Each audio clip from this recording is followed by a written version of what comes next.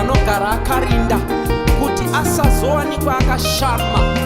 Ama kune kunonzi kushama pamweya. Zvivi ndio zvinotibvisa nhumbi dzepamweya. Kana nchiti nhumbi dzepamweya ndinoreva kururama.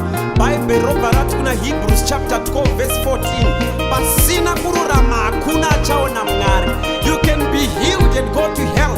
You can be delivered and go to hell. But with holiness you cannot miss heaven.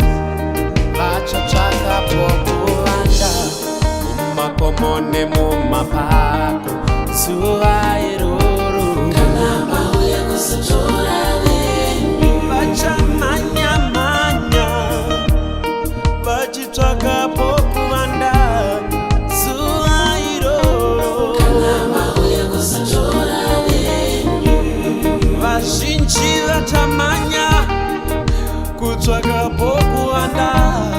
Andidi kusara Ishe, Ishe moyo wangu wakashiba.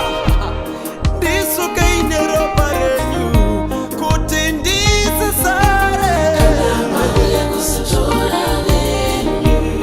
Mukana akatipa vazhinji kutadza nebune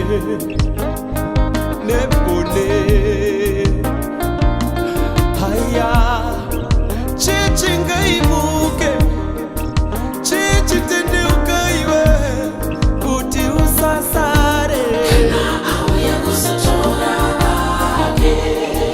Suka moyo wako tendeuka iwewe kuti usasare.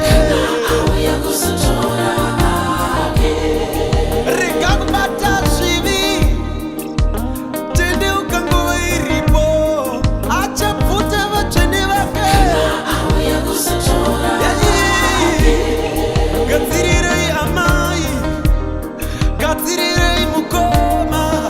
Akati ndouye sembavha.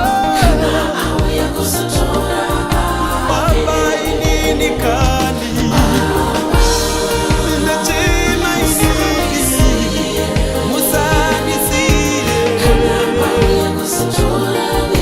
Mama inini, inini kani, inini kani.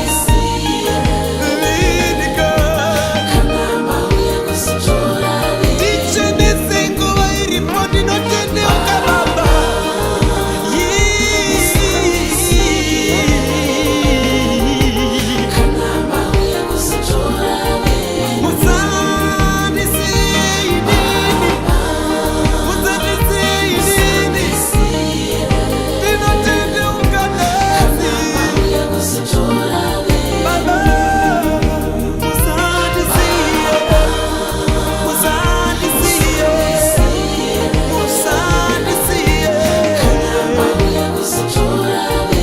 Andidi kumanyisana nezvenyika zvedumbu zvega zvega, ndaramba kusara.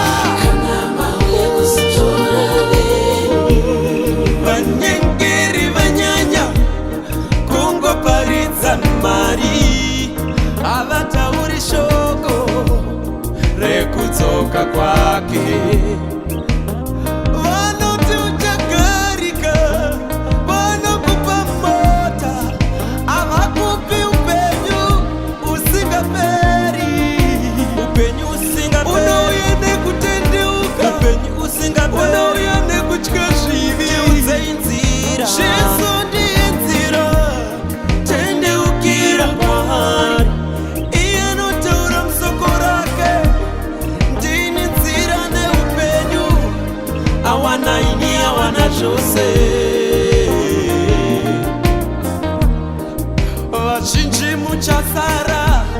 nokuda soko remu